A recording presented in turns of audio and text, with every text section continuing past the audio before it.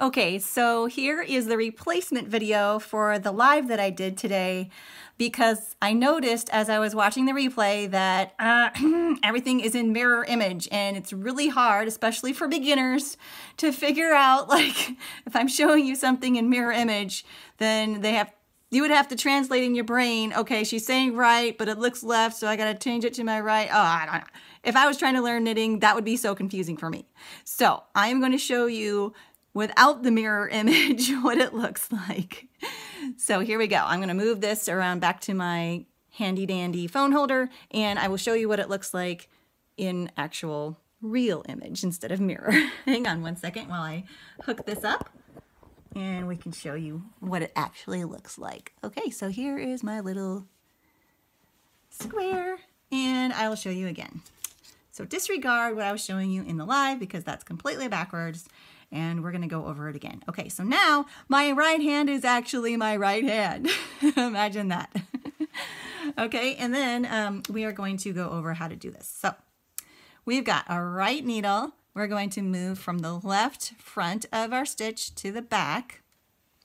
And we're gonna go around in a counterclockwise motion with our working yarn and holding that yarn in our right hand to tension it. That just means how tightly you hold it.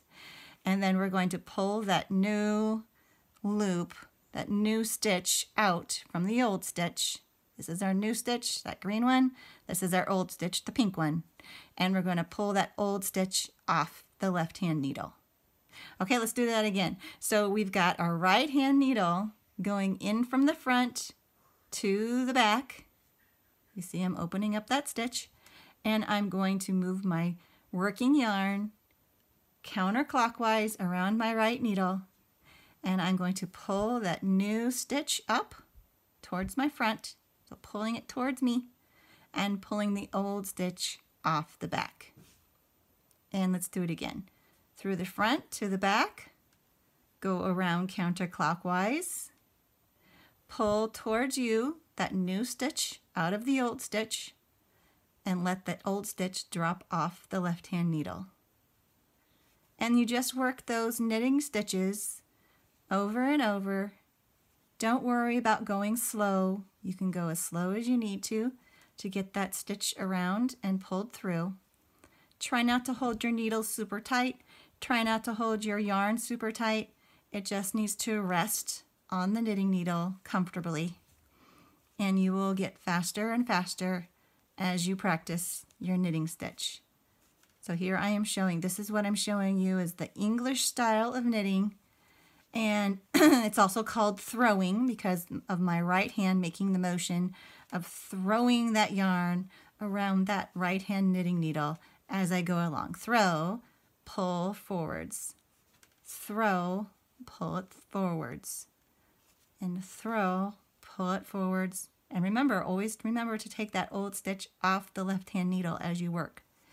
Throw, pull forwards, throw, pull forwards, and you just keep on doing that all the way to the end of your row. All right, so this is the front of a stockinette stitch, as I talked about in my Facebook Live. And you can see that the front of a stockinette stitch has all these little zigzag lines, back and forth, back and forth, back and forth, zigzag, zigzag, zigzag. I call them the V stitch of the stockinette. It's the front of your work. Now we're going to turn it over and we're going to do the back of a stockinette stitch, which is purl stitches.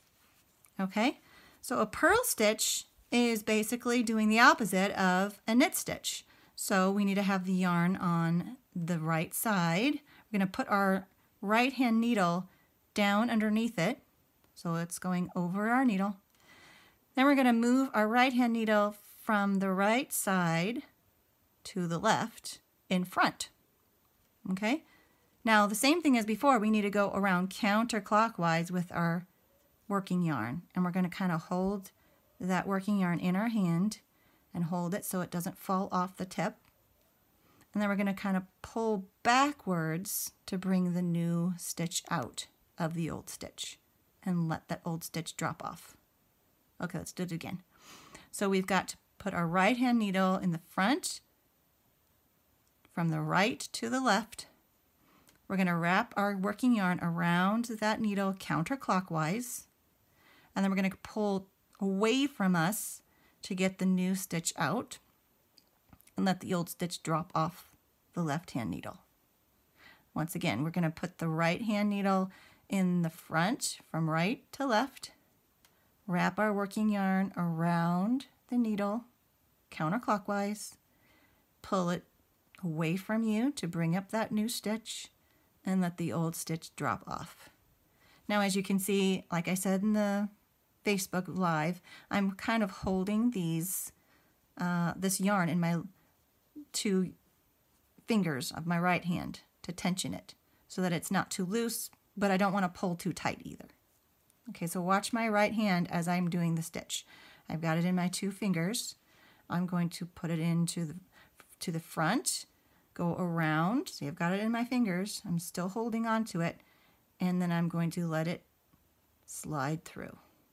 Okay, another way to keep that new stitch from falling off is you can hold it with your forefinger. So let's do that. Go around counterclockwise, hold it with your forefinger, and let it pull through. Okay, so you just work that purl stitch over and over again. Same thing with the knitting stitch. It takes practice to get your tension correct. Don't worry about going slowly. Slowly and correctly is always better than going fast and incorrectly. And remember to keep an eye on your work. You know, watch how those stitches move from each other. Watch how the new stitch pulls out from the old stitch. The closer you pay attention to your work and how your work looks, the easier you will be able to spot mistakes and be able to fix them quickly before they become more of a problem. The sooner you fix your mistakes, the easier they are to fix. So I just purled all the way down this entire row, and I will show you what it looks like. This is English knitting, throwing, and this is what the front looks like of stockinette, and this is what the back looks like. All these little purl bumps on the back. Okay, so now you know what English knitting looks like with the right side on the right side and the left side on the left side instead of being mirrored like on my Facebook Live. I hope that's a little clearer for you, and I hope it's easier for you to understand. And I will see you next time. Happy knitting!